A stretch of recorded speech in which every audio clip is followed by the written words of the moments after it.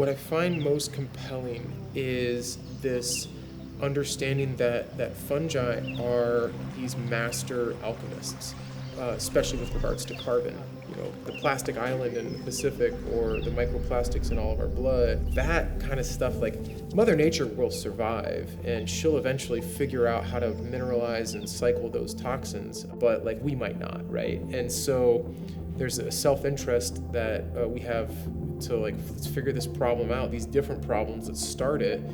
Let's figure out how to make this a business model and then just get more people interested. Like if Joe and I can do it, like we're just some dudes that love to wander the woods and garden. And if we can figure it out, then people way smarter than us can. And so hopefully we can inspire more people to get involved and to help solve some of these problems. Ryan and I met when we got our wild foraging certification from the state of Michigan. I think our friendship's been curated and centered around things we have a lot of like interests in: fermentation and food and discovery and creativity are all things that he and I kind of overlap on. And then we both were stepping to the Smart Zone with some different ideas. And then we were like, why don't we talk about doing this together? With our lab component with MycoNaut, one of a list of things that we want to research is fungal metabolisms.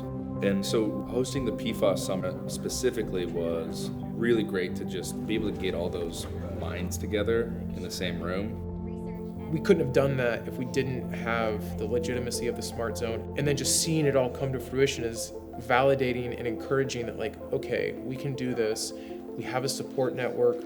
It's not just Joe and I trying to figure this all out, but we can turn to resources and people that have the experience, and that they've accepted us as a valid idea is quite humbling.